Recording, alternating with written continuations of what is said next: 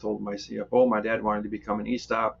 That didn't work, but I want to give back to the people. So we ended up giving 40% of the profits back to the people here, which grew our revenue 20%. And our quality, well, not that we had a bad quality problem, but our quality went from like 2% down to like 0.5, 0.6, because if they scrapped the part, it was affecting their pocketbook as much as mine. And we just started gaining business, and people were, we had more customers coming to us. People were energized by that.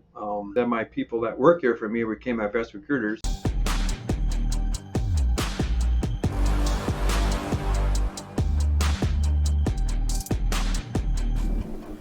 Welcome to the New World Podcast, where we delve into the ever changing and accelerating pace of global change and its impact on our lives. I'm your host, Paul Flores, broadcasting live from the New World Studio. Today, we're diving into the world of AI and automation. As an enthusiast and expert in lead generation, I will guide you through understanding and leveraging these technologies for your business and for your personal use. And don't forget, AI and automation might be unstoppable forces, but that doesn't mean you are powerless. Tune in to learn how to make them work for you and not the other way around. But first, let's meet our guest. Welcome to the New World Podcast, where we navigate the changing world around us. I'm your host, Paul Flores, specializing in lead generation and AI automation, here to help you understand how our world is changing and what it means for you. In this episode, we engage in Matt Guse, the innovative president of MRS Machining, to delve into his leadership approach that has elevated a small garage operation into a recognized leader in precision machining. Discover how Matt's commitment to quality, innovation, and team development is shaping the future of MRS machining and positioning the company at the forefront of the machining industry. Matt, it's a pleasure to have you on the show. Well, welcome for having me on. I'm looking forward to a good conversation with you. By the way, before we begin on the in-depth questions, because I do have some, can you give us a quick intro on who Matt is, what's your expertise, your experiences, and what keeps you busy these days? Yeah, so I'm Matt Guse, obviously. I'm from Augusta, Wisconsin. I've lived here pretty much all my life. I've been in the machining world, manufacturing world for 38 plus years. Really enjoy it. It's something new every day, and you're making cool things and feeling proud of yourself. We machine pretty much everything, anything you touch. It all starts with a machinist, so it's very innovative. I guess my expertise is, I'm a machinist by trade, but I eventually learned my way into the business and have a lot of success stories, but also have probably more failures. So that's kind of who I am. Do a lot of podcasts. My name's out there if you want to hear my story. So that's what I'm here today for. That's fantastic. And I did see that you were on a podcast just 8 days ago. Yeah, I don't know. Somehow back in 2020 when COVID hit, my name I got my name in the New York Times and Fox Business. I was live on there with Liz Clayman, and somehow my name got out there, and people started reaching out to me. So I enjoy them. I like to learn something new every day. So I listen to a lot of them, and I also like to be on them. So if someone can hear some of my stories, my success or failures, and learn by them, that's what it's all about, learning and getting better. So and it's like I do a lot of sports officiating, and we have a lot of constructive criticism, so we're always getting graded and helping each other grow, and that's how you do get better in life, to do well and advance in your careers. That's amazing. And do you mind sharing us the history of MRS machining? Because I've read in your LinkedIn that it was at the start a small garage operation, then you turned it into a recognized industry leader, which is amazing. Yeah, so I was actually a junior in high school, and my dad actually worked in our current building, and actually got into the machining business by accident, not by plan. So we didn't really develop a business plan, although that's why my book's going to be called Machine Shop 101: How to Fail but Be Successful Someday, because we did everything wrong, but we're still here. So it's kind of amazing how it happened, but it's not what I had done. It's not what my dad did. It's the team of people we have here. They're totally amazing. So we got it in 1986. Business closed down. My dad was friends with some of the customers and took some of that material and put it in his garage. And ended up sending us, instead of sending it back out east, okay, Raj, can you finish machining it? And so my dad had a couple little small machines in his garage he collected over the years just for hobby stuff, because I was born and raised on the farm and you needed that stuff to keep the equipment going. To this day, I don't know how he made those parts, but he did. And our customer liked it and they wanted to continue doing work for us. And he did a couple other jobs after that. And about a month or two into it, he's like, geez, I better, maybe we should start a machine shop up or start a business up. So we did.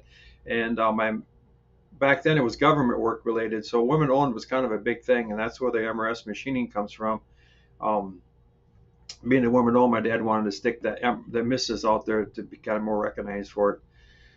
And we started making parts. I went to the tech school, got my degree in machine tool. I left for a couple of years, kept coming home on the weekends, and it was pretty much just there was three people worked there, and that's what people always thought MRS stood for was Matt, Roger, and Sharon. Which Sharon was just a person that helped in the office and helped make parts, and me and my dad, of course. But after 89, 90, I came back full time after I got married and met my beautiful wife.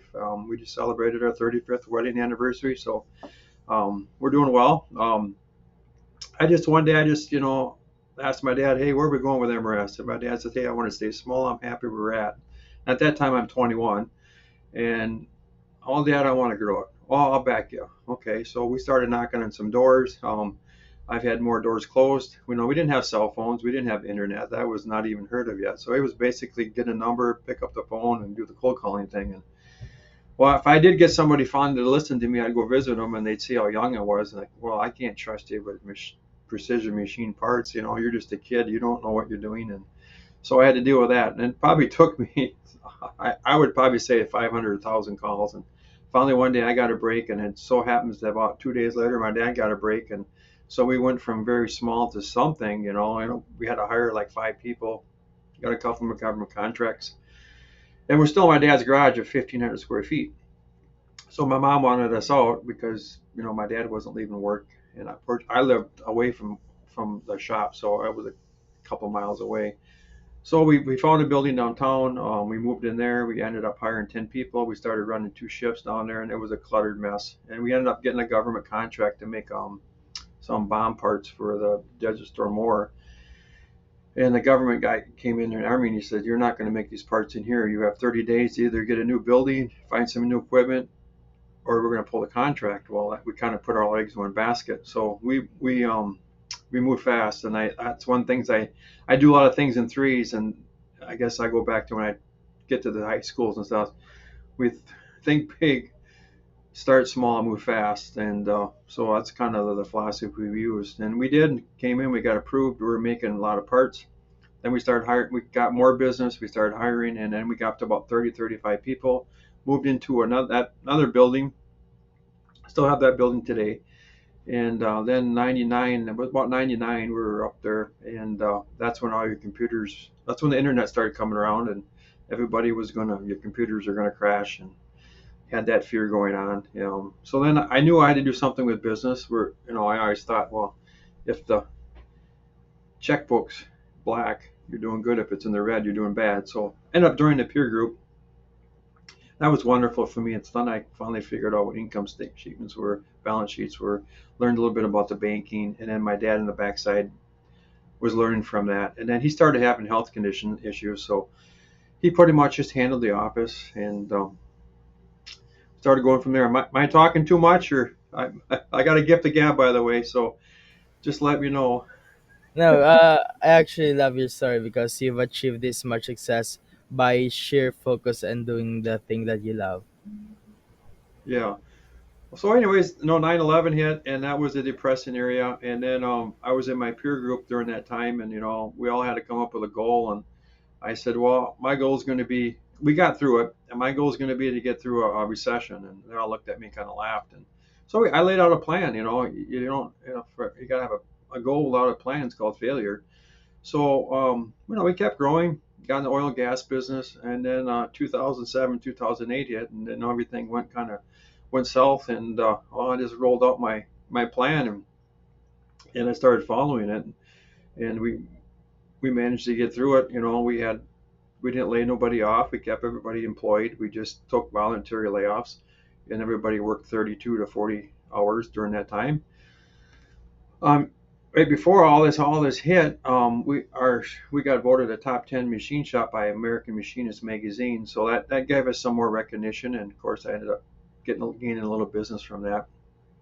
So we got through that period, and then my dad's health really started falling apart, and then 2013 hit. Um, my dad ended up passing away, and we're like best friends. And so when he left, it was like I lost half myself, and I literally couldn't come into this place for like 3 months. It just emotional set in, and that's when I really relied heavily on the people here that work for us. So then when my dad passed away, my mom decided she wants out, so I ended up purchasing my mom out, and so then after she passed away, my dad had a friend, and I always thought they were good friends, and I'm the kind of handshake kind of guy, and I didn't really cross my T's and dot my I's, and I signed a piece of paper that I shouldn't have. And I got a $150,000 education out of that because the guy was ended up being a snouser and wanted to come in here pretty much bankrupt this place.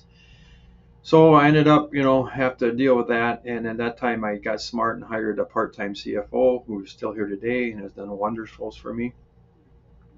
And so I just knew that after that, the people were here for me. I wanted to be for them, for them. So I told my CFO, my dad wanted to become an e-stop. That didn't work, but I want to give back to the people. So we ended up giving 40% of the profits back to the people here, which grew our revenue 20%. And our quality, well, not that we had a bad quality problem, but our quality went from like 2% down to like 0.5, 0.6, because if they scrapped the part, it was affecting their pocketbook as much as mine. And we just started gaining business, and people were, we had more customers coming to us. People were energized by that. Then my people that work here for me became my best recruiters, so they went and got their family members and friends and family. So we didn't really have a recruiting problem. But one of my best things that I think we've done, I knew in 2000 that this trade people were going to be leaving it because all us baby boomers are going to retire. And I could see it coming 20 years ago. So I started getting involved in schools, and then I ended up meeting a cool guy called Craig Krakowski over at Lieberstrom High School, which is down the road. Basically, they're our competitor, but if I'm threatened by a bunch of high school kids that work 2 hours a day, I got other problems. I just started working with them, and I saw these kids were passionate, and then they had gift and talent, and all the schools we moved the tech programs out of the school. So here's one that's starting up, and once we got these kids involved, they just become energized, and they're like running their own business. And so I started. That was kind of that's my farmers club, and that's how I gained a lot of our people here in our machinists. And these kids are 20, 21. And then we've had some wealthy people in the community that donated it. So if they go to college or tech college or schools are paid for. So when I get a him, we do internships here with them, but when they're going to school, they also work here. But when they get done with school, they have zero debt. So they're 20, 21, zero debt. They got a new truck. They start buying homes. And then they put money in the 401k. I always tell kids the fastest way to becoming a millionaire before winning the lottery is put money in your 401k. So a lot of these people that have been here now 10 or 15 years got quite a bit of money in their 401k. In 2017, 18, then through those efforts, we became a top shop for modern machine shop for human resources and working with kids. So we went down and got some recognition. I was part of the marketing campaign for IMTS, which is the international, it's like the biggest machine tool show in the world. So got a lot of foreigners and stuff. Got to learn a lot, meet a lot of cool people through that. When I was walking downtown Chicago and you see billboards and you see my face on there, that was always kind of a weird thing. Some small town kid. By the way, Augusta is only 1,500 people, so it's not a very big community. And then when 2020 hit during COVID, I got in some through Modern Machine Shop. I got in some, more of that marketing, talking about the struggles we were having here at MRS and that was in the machining world. I met through Cardinal Student Summit down at IMTS. I always say IMTS, Super Bowl of Manufacturing. That was my shout. Um, you meet a lot of cool people. And I met a guy by the name of Scott Paul, a great guy, short little guy, and I invited him to that summit. We became friends over Instagram. One day I get an email from the New York Times because Scott's he's a Alliance for Manufacturing. He's kind of a lobbyist and works for a group that supports manufacturing in the USA. Got an email from New York Times. Did an interview. next thing I know, my name's in the New York Times. About 5 hours later, the Fox News is on the want to interview me and go live on TV, and so I went from a little more recognition. I usually get about 5 or 10 emails a day. I went from about 200 and 250 a day, and then I started getting on these podcasts and telling my story, and so yeah, I have a lot of success stories, but mostly it's the team of the people here. I learned through those peer groups and stuff to hire people smarter than you, and just get out of your way. And also, another thing we do is we don't tie your eggs in one basket. I learned that lesson. I preached it and then I didn't do it. But then now we don't have any industry over uh, 20% of our business. We have no customer over 15% of our business. So we're really diversified. So we can stay pretty stable. We're never too slow or we're always seem to be too busy. We're a high mix, low volume. So we don't make thousands of something. We make like 50 pieces or less and a lot of like more prototype and stuff. So, and these kids that we have a very young workforce. Our average age here is about 31, 32. We have some experience, but we also have some inexperience. But our industry standard average age of our shop, like mine, is like 58. So we're at 32. So we're 20 years of growth in our strategic planning. So that's kind of who I am. I'm long-winded sometimes, so you have to be careful. I love Um, the story. I love the so story. And it's amazing. And by the way, how many people do you currently have in your company? Because it looks Um, like it was growing very fast. yeah, we have 55 people on staff on our Yeah. team. 30 I'm a machinist. We have maintenance people, we have office people, we have sales, marketing, shipping. We all kind of still wear a lot of hats.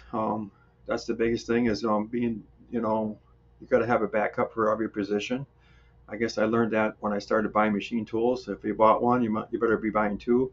So if we hire somebody, we make sure we have a person that's can back it up because for me, if I'm going on vacation, I don't want to come back to a mess. I want to come back to an organized maybe mess or have knowing someone there is taking it because I push people to take vacations because everybody needs to clear their mind and that's just like me. If you're going to try to get a hold of me from 4 to 6, you're probably not going to get a hold of me.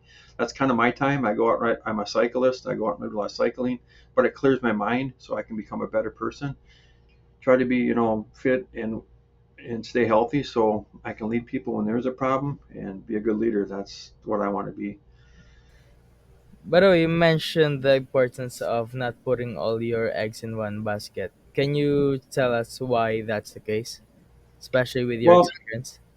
yeah, so I preached it for a while. Well, we had an oil and gas customer, kept giving us work and we were making good margins. And the next thing I know, there was 70% of our business. And that went from 70%. 2 months later, there was zero. And that's really devastating on it. Could be on most businesses can't survive that. But we did because of some of the plans we had in place. And some customers called me during that time, wanted to do work with us. But so there again, my plan was to get that list out, call customers.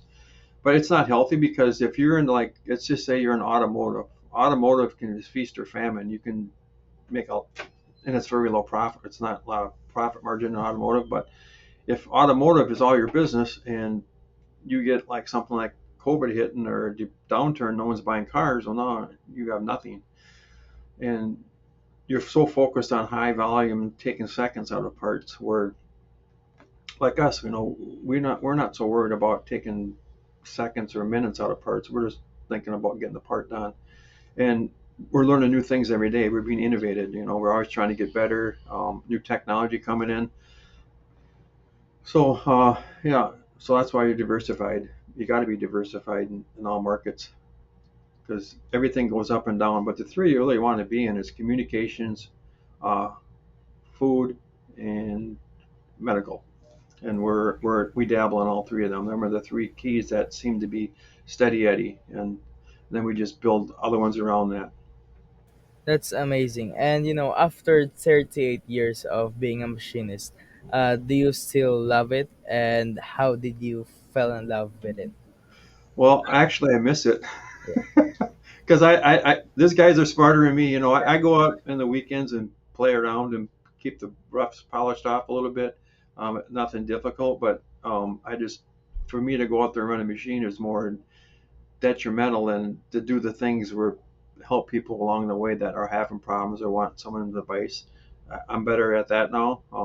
But no, I do miss it. I do like, but I get to see it every day, right? So when I walk out here and I get to smell the coolant, that's like perfume to a lady. I tell people when I smell that, that's really good. Some shops don't keep their coolant clean, but I make sure we make sure we have it clean here. We actually have a thing we made a homemade coolant system that you probably won't understand, but the machinist out there would that if you don't keep your coolant clean, it gets a little stinky after 3 to 6 months. But we have a automatic. It puts the coolant in the machine. It keeps the concentration. It keeps the temperature because temperature on parts and like anything else, it heats up, it grows, and if it's cold, it shrinks. So when you're holding really tight tolerance, so a tight tolerance, if you take a hair and cut it into 30 pieces, that's 1/10. Um, when we're holding 2 to 5 tenths here, so a temperature of 10 degree difference can be a lot. Even in material, aluminum grows a little more stainless, then steel is more stable. So you really have to pay attention to that when you start building parts that start going into space and rockets, and I mean it can make and break you. You don't want to be out of tolerance on a rocket part because bad things will happen in a hurry. So yeah, so I do miss it, but I do get to see it every day. That's amazing. And you mentioned that in your company you started sharing profits within the whole company. Is that correct? Yes, Yeah. yep. We What improved within the company? Did the mood of your workers or the team members improve, or what? Well, the morale was the first thing, but yeah, just the productivity. The more parts they get out, the more money dollars we get out the door every month, the more revenue on the backside of that. So that's the big thing. I guess some other thing we done here, years ago, this is probably 15 years ago, when I was talking about the temperature, we put air conditioning in our shop and went climate controlled. Well, now I had people that, and it was hot outside. Nobody wanted to go home because it was cooler and nicer in here than it was in some of their homes or being outside. You just have to make things easier for people, be more innovative, and listen to them. It's, Make them want that's the, to work. it's always continuous improvement here. Make them want to be here, and that's why I tell people. Here's my three thing again. I want you here. You want to be here, and we're going to make it so we never work another day in our life again. It's And amazing. plus, you got like to eat because we have cookouts every month. We have cookouts every month. Tuesdays, if you want to come visit me on a Tuesday and a Thursday because it's snack day. We provide snacks and we also provide soda and drinks and stuff like that throughout the day. So I got to make it a friendly environment, and that's what it's all about these days. It's not manufacturing is not this sweatshop or this dirty, grimy place like everybody. It's kind of like walking most places into a hospital now. So floors are clean, some are painted, machines are clean. We're making cool stuff, so it's fun. And the precision machining industry is constantly evolving, one of the fastest evolving industry out there. What are the biggest challenges that you've faced in the past few years, and how have you addressed them? Um, Technology, keeping up with technology is one of the hardest things. Because but now with the internet and phones and stuff, you can keep up with really fast. It's just a matter of what's your return on your revenue. AI is getting to be actually getting to be scary for us. It's good in a way, but it's also scary. How much can you implement it? How much you can't. Um, Now, if you start doing work for the Defense Department, AI is kind of a thing you got to kind of watch for because some of them don't want you having AI in your systems because it can do some not so good things. But some of our machines will download a CAD model and then you push a button and then boom, it programs the machine for you, and you just have to go do some edits. That's kind of cool. Robotics is, that's everybody thinks robotics is going to take your jobs away. No, it's actually going to what it really does is it takes the economics away. So instead of you loading the part or someone else, the robot loads the part, and the robot does all the work. But you got to have your brain power. So it's more like machine is becoming more like being a playing video games and being on your cell phone because everything's touchscreen and really it's a video game in a way. So that's why I tell people. But you still got to have the knowledge of speeds and feeds and all that good stuff. So And with AI right now, even the office job seems like we're in the machining industry just because most of the time we just need to tell AI what to do and it spits out whatever we want. yeah, isn't that amazing? You can just like type a resume up and just it'll Yeah, research you over Google or whatever and write your resume for you. Like whoa, and you can see it doing it. It's like wow, that's a little scary. it does. It does. Do you think it's ever gonna come to a point that AI would be a harm to us? That's a good. Yeah, you got to ask Elon Musk that question because he thinks it is. And boy, I'm starting to see a little bit of peaks. I'm peeking through the closet here a little bit, and I'm starting to think, Yeah. yeah, I can see it becoming. Somehow we're going to have to turn it down a little bit. I think. Yeah, I've had this conversation with with a guy named Eric Jomi, and basically told me, if artificial intelligence is basically just intelligence made artificially, so it's basically just a intelligence mirrored like us. So if we're full of hate, what would stop it from hating us? Exactly. Well, yeah. I mean, even the hospitals are starting. It can the robotics and stuff and diagnosing people with diseases. Yeah, That's where AI is really can help. I think. But I'm not a medical person, but I can just see it happening. yeah.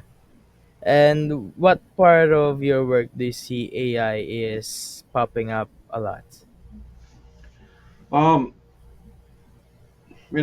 some of the things we're trying to do here too now is like our invoicing and billing and stuff is where we're trying to collaborate a lot of that. Um, what's the scary part about AI is that it sends you out emails and you look at them and okay, is it from that person or is it not from that person? Is there some hacker out there trying to do that to you? We've caught a few of them where that's happening. So they probably just program their computers to start searching and pretending like they're this person. Look at voice recognition. I think I heard that they can take a 3-second tone of your voice and make it pick up the phone and make it sound like it's me talking to you, or it's really not. That's really scary. So it could is it really Matt Guse or is it just some voice computer talking like that? So that's where it's getting to be really scary.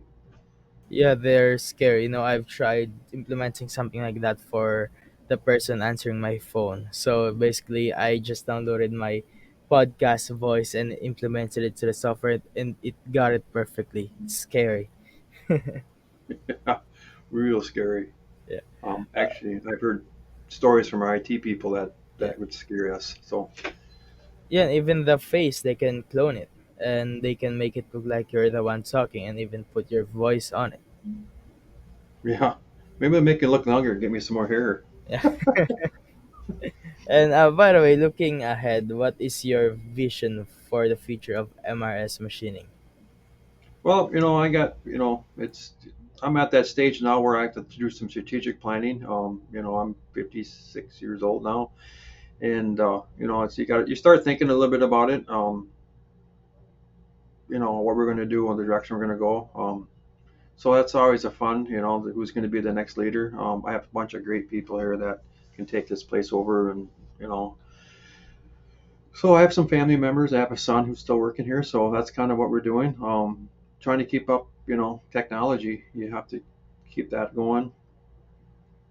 Um, yeah, so that's I really don't have a whole lot of experience in that because really you only do it once in your life. You don't do it 10 times, so it's all kind of new to me.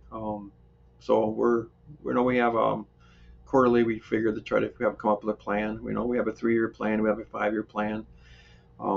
So I'm not the guy that can just sit around and do nothing. So retirement word is not really in my forecast or my language right now. So I'm just involved in so many things that if I would just stop, it would be hard for me to do that. So yeah, that's kind of where we're at. We want to grow, like everybody. A growing companies are dying. If you're not growing, you're dying. We have some growth models where we, 5 years ago we wanted to grow, be like 50% where we're at now, and we're still in that 2 or 3 year phase. So yeah, I think we're going to grow with more capital investment than we probably are with, well, different people. The people is direction is like I said, the machining, the computers, and the robots are taking care of that. So we need more people that are like more engineering design kind of people that can step up to that. But we also need, that. So that's always fun to explore that. Just keeping up, like I said, technology, keeping up, trying to. We also want to get a product in here. My goal has always been, 10% of our revenue be our own product, and that's 15 years ago. Like I said, that I had two patents, and I sucked at marketing, so I ended up selling my two patents. So we're looking for a product to get in here that we can machine and make ourselves and put the MRS name on it. So that's kind of that's the direction I'm heading. I bet the team members in your team are very happy with the innovations in technology just because you can manufacture a lot more products without adding more people so they can have a bigger share of the pie. Yeah, yep, and it's a little easier to hire people Yeah. that want to come to a culture like that where they can feel part of the team. My door is always open. They can come in and we listen. And I get voted down. We have a meeting every month, our production meeting, lead meeting, and I'll come up with some weird idea, and there's 7 of us in that room, and it'll be 6-1. I'll be the one, they'll be the six, but a lot of times, sometimes it's close. And I always have an odd number because I learned that when I was on the school board and all these boards I'm on. Don't ever have an even number because then it gets to be a little hairy. If it's 2-2, if it's 3-3, well, now you got tiebreaker. How you're going to break that? So flipping a coin usually isn't the correct way of doing it. So anyway, That's yeah. smart. That's smart. And I don't see you retiring anytime soon. Looks like the fire's still in your eyes. You still love what you're doing. Oh, yeah, well, you come to my joy, every question you probably didn't ask, but I get asked this a lot. How can you be successful, Matt? I said, it ain't me. Yeah. It's the people out here. And when you can come to see these wonderful people every day and hear their stories. Yeah. But one of the things I do every day is I walk around and talk to everybody. And you got to kill the cancer before it becomes Yeah. a problem. So that's what I enjoy. I got, like I said, amazing people. I have, just the people here, but I also have some amazing customers. Oh man, if it wasn't for them, obviously I wouldn't be there. So I love to see them, love to hear their stories. I love to see their things they're doing because they're really doing some cool stuff. And I mean, America's got some really innovative Yeah. and bright people here too. So, and I just want to, I want to get more manufacturing in America. How Yeah. can we do that? I hate when people are going to Mexico, going to China. I get it. If you're an international company, you have to put your products all over the world, but it just breaks my heart when I hear people, or, India is the new best thing and great for India. I mean, they're nothing wrong. They're probably good people there too, but I just, like I say, that's why I got the sign there. Made in USA, baby. That's amazing. And as you said, you have done cold calling when you started. I mean, most business people do. What's your experience on it? Do you like it? Do you miss it? Or do you hate everything about it? I like meeting people. That's why you got a hold of me. I love cold calling in a way. I don't like, some people can be rude, some can be nice, but that's what you sign up for. I'm a sports official. Is they're not yelling at me, they're yelling at the jersey. Uh, People don't have time. A lot of people just like emails. I'm still the guy there's three things. There we go again. Three things for conversation. And, I think it's 5% of like emailing, and you can't get the tone of the voice. What's that? 7%.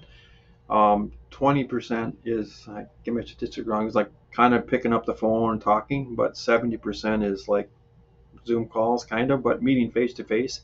You can get the energy and the connection that way. You can't get that over a phone or email. So I'm the kind of person that likes to go out and see people. I mean, every manufacturing place, every customer I go in, they're doing cool things, and you learn something new, and that's.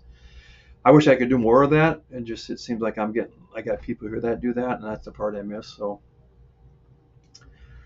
You know, um, at the but end yeah, of the day, you are a part of what they're doing at those other companies that you mentioned because you are at the core of what they're doing.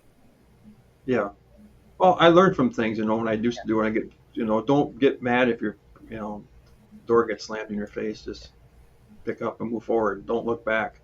Don't dwell on the past, and look forward. And your life seems to get a little better. I mean, I do the sports fishing. These players get all burnt, bumped out, and about a bad player or something. And I says, in 10 years, nobody will know what even happened. You won't even remember who the starting quarterback is or the starting point guard is. And you see these players 10 years later, and you're like, you know what? Remember that day you told me that? You're absolutely right. So just live in the moment, enjoy it, be happy. Absolutely. I tell people that I know people that are really wealthy. I mean, like really wealthy. They're the most unhappiest people in the world. They should be the happiest because they all, not everybody, but a lot of them are, because now they're worried about their money, and they have to hire somebody to watch their money, and then this and that, and they think someone's screwing them over all the time. So, the people that work day to day, a week to week, paycheck to paycheck, are the most happiest people I know.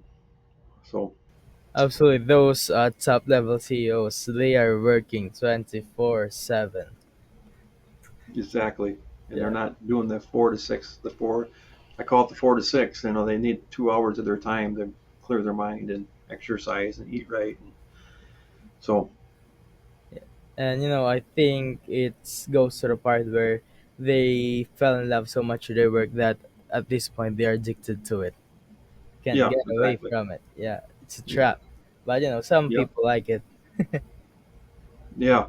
Yeah. They're chasing their dreams and a little too hard, and they're actually falling back, going the other way. So, And you officiate and you cycle a lot, as you mentioned. Do you think that has some effect on how you work? oh yeah, most that's why I love officiating. Yeah, it's in the news. Everybody yells and screams at you. It all depends on how you go at it. I know my very first game I ever officiated, I quit. Yeah, I got screamed at, I got yelled at. The coach came at me and called me every name in the book. And I went home that night. My wife says, "Well, no, I think you should just give it a try. Find someone who's better at it or good at it." So that's what I did. I found a mentor, and the things I learned in officiating, I apply to my business. And my closest friends are sports officials. We all lift each other up. We all connect. We, constructive criticism. We all try to make each other better. So sometimes there's things that we say you don't, but you do. Um, that's why I'm an advocate for sports officiating. And then they all kind of run side by side. But then, you get to meet all these young kids and students on the game in the field, and then you can invite them into your workplace and start talking manufacturing. And a lot of them don't even know what it is. Then you invite them in, and the next thing you know, you got potential key team members coming to your place. So it seemed like it all works around.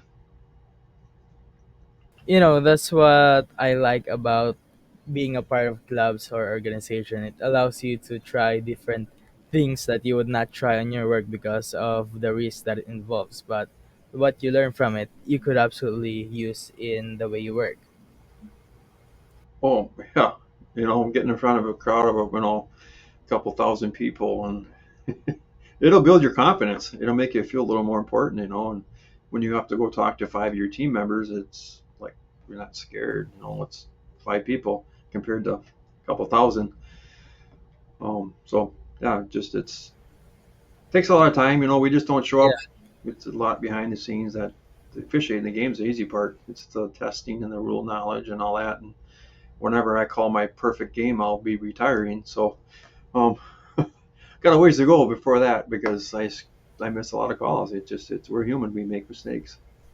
I think that's one of the main reasons that I also started my podcast because it allows me to, talk with the best of the best in different industries to the point that when I'm talking or trying to sell somebody, I'm not scared anymore. Yeah. Yep. Absolutely, absolutely, it's amazing. And what's your personal take on work-life balance? Um, I think you got to have them all, both. You just owning a business, it's literally 24/7. Um, my wife gets a little mad at me sometimes at night when I'm winding down to go to bed or whatever. I'm still on my phone, and she's like, "You got to get off your phone." Well, actually, I'm texting people or emailing people or looking for prospects or helping people. But you have to um, difference it. I guess I was just actually talking to someone the other day, and he said that when they go on a family vacation, they only take one cell phone, and they only use it for maps or if they get lost or if there's an emergency. But everybody else has got to keep their phone in the car or in their closet or suitcase, and they. So I think that's really great. I think you have to get away from life and free your mind. So, and like I said, take care of yourself. Walk. Everybody said, "Oh, it's hard." I just walk around, start walking around the block. Next thing you know, you might be running a marathon. So it's a chemical that releases in your body that makes you feel more happier instead of sitting on the couch eating potato chips, watching some TV show.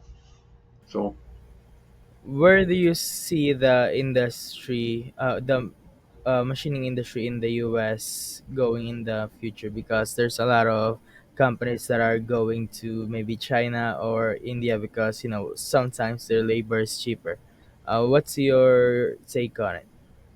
well, first of all, if you go overseas, you better know, Harry Mosner, you got to know your true cost. So make sure you do your homework there. But right now, just in the last 5 years, the need for machining is going like this because of all these space exploration companies, because everybody wants to go to Mars and around, put satellites up. So the need is actually going up here in America because you don't really want to outsource that to the other countries. But the people coming into it is going down. So we're past that fork now, and you don't have the skill, talent, the people. It's going to be harder and harder to get. So that's why you got to be use technology to it. You have to use all the robotics and automation, and that's where that comes into effect because you can run 24/7. Robots don't sleep, don't take off vacations, don't go to the bathroom, and they do break down, but yeah, the need's going up. I mean, these parts that you're making for rockets and places. You can't screw up. It's got to be dead on, or you know, or bad things are going to happen. You can't just go fix your jet engine somewhere in 3,000 miles out in outer space. That ain't going to happen. So, um, Yeah, no, just it's scared we're, to create parts for those companies just because of how fast things can go wrong. oh, Yeah. yeah. Now there's the gas cars, there's electric cars, there's electric vehicles. That's all different technology, and we just really started the electric vehicle in the last probably 5 years, maybe. So yeah, we've had cordless drills and stuff, but it's another whole challenge, and you just don't doesn't happen overnight. It's going to take you know just a gasoline engine was really right around the 30s and 40s, so that's not even been 100 years yet. So an electric car is 5 years, so it's going to take us a while to get to that point. And do you think there's gonna come to a point that maybe in the next 10 to 20 years where majority gonna be using electric cars?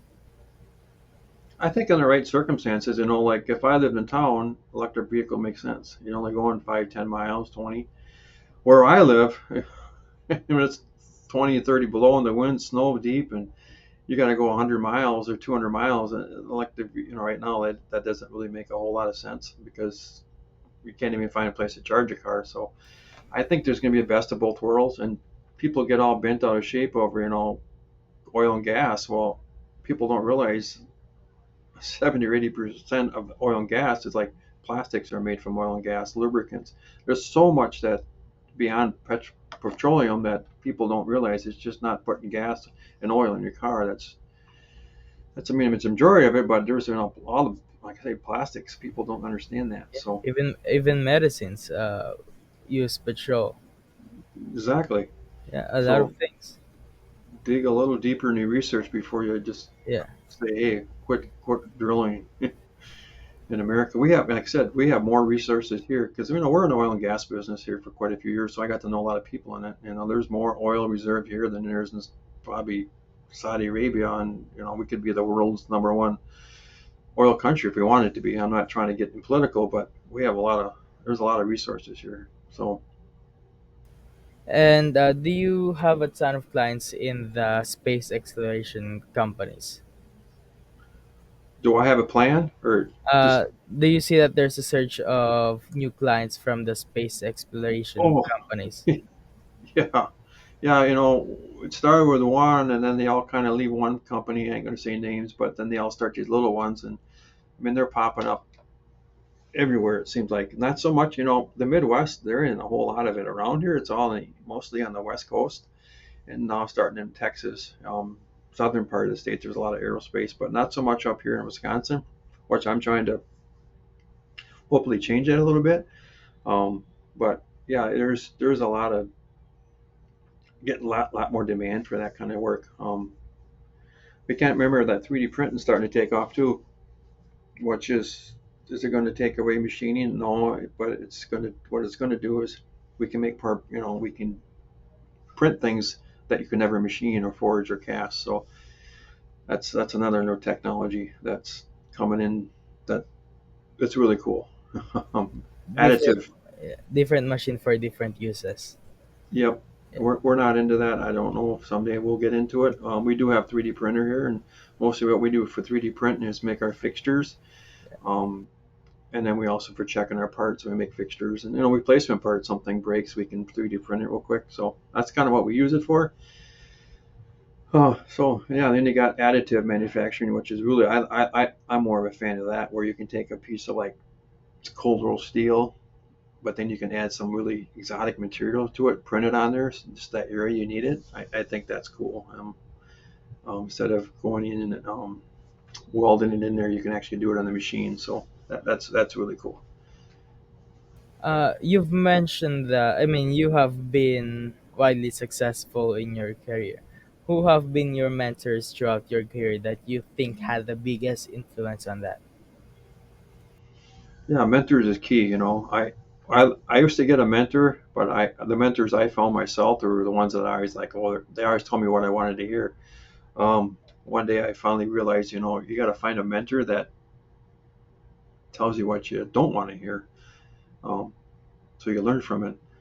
My key, probably my CFO here, Michael. He's probably taught me more in the last 10 years about business and finance, and just he's outside looking in. Um, he's probably taught me more. We have a couple of our customers. Were one thing that I really like to do is they're customers. They're also maybe competitors a little bit. We tour each other's plant every year, and we do the constructive criticism thing. And because I'm here every day and I see it and see it and see it. Well, they come in and they point something out and I'm like, geez, I never thought of that. So that's how you get better. You have to team up with some people in your area because everybody does something different. Everybody sees something different. So um, have someone from the outside come in and just, make sure you trust them though.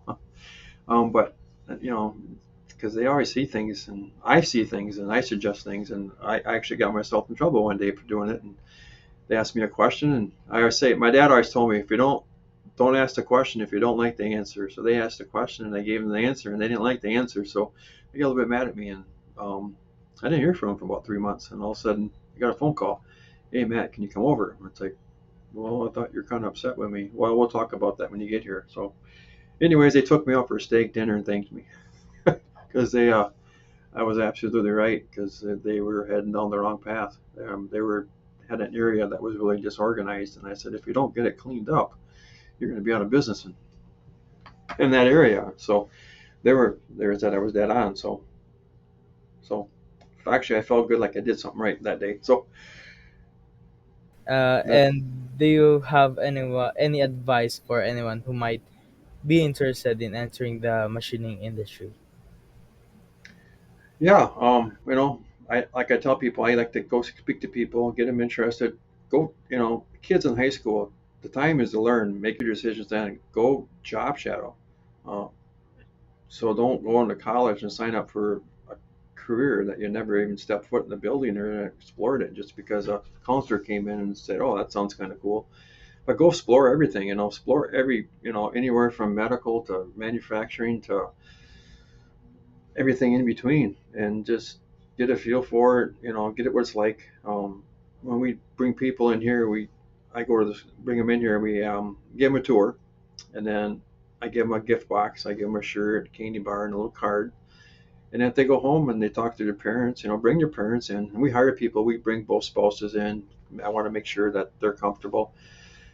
And if they want to, then they come and job shadow for a day, and then I'll pay them a little money, and we'll give them a meal.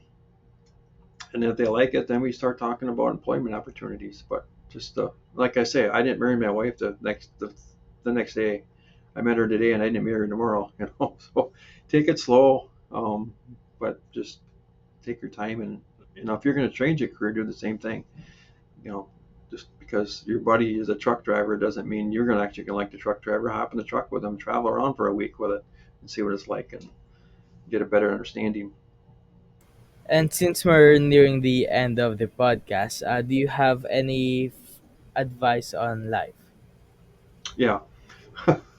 Well, yeah, no, I just, everybody's going through rough times in life, and you just never know who you meet and how much you can change or influence. And I just tell people, when you go to the grocery store or go to the gas station, just say, "Hi, I hope you have a good day," or "Hello," and smile and have a good day.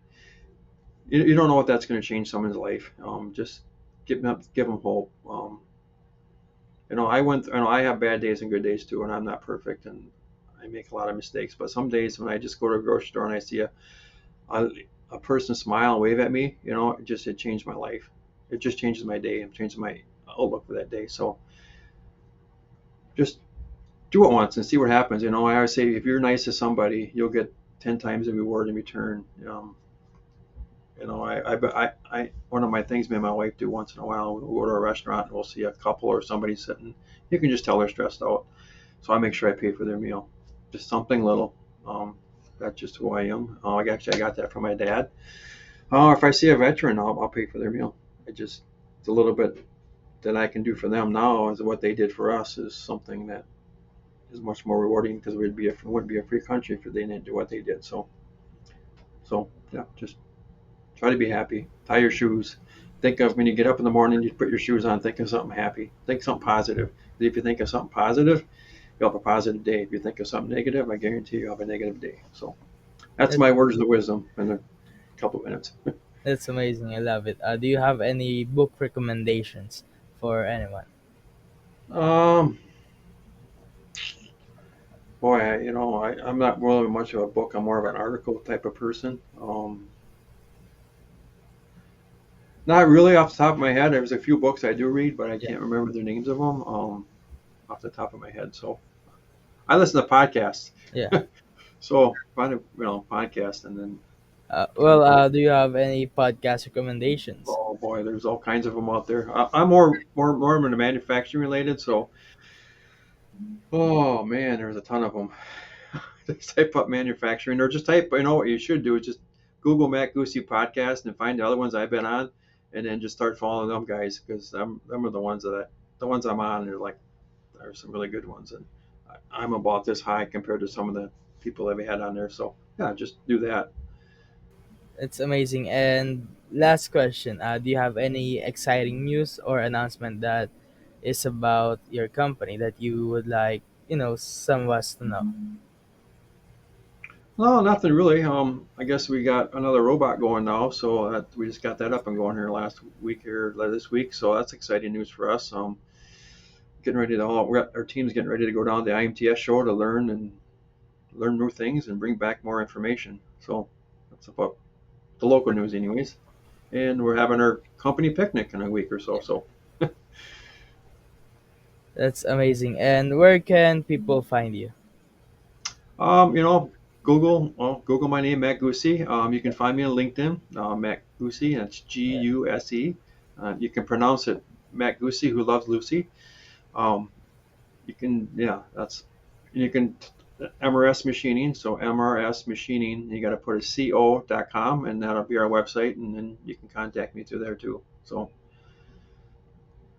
It's amazing. I'm gonna have all of that here. And again, thank you for joining me on the New World podcast. thanks for having me. Have a great day, everybody. That's all for today's episode of the New World Podcast. We have explored some fascinating topics with our amazing guests, shedding light on the upcoming New World. If you enjoyed today's episode and today's discussion and want to stay updated on the future episodes, don't forget to hit that subscribe button to the podcast. And if you found value on what we have discussed, please consider leaving us a review on your favorite podcast platform. Remember, if you have any questions or topics you'd like us to cover, or if you are interested in being a guest in the future, please feel free to reach out to me via LinkedIn or email me at john.paul@aicinix.com and add New World Podcast, all capital, in the subject line so I can see it. I always love hearing from our listeners. And don't forget to check out our amazing guests. You can find more information about them by the contact details we provided earlier. Again, thank you for tuning in on the New World Podcast. I know your time is very important and I try to always make the next episode better than the last. Until next time, keep learning, keep growing, keep innovating. This is John Paul Flores signing off from the New World Podcast.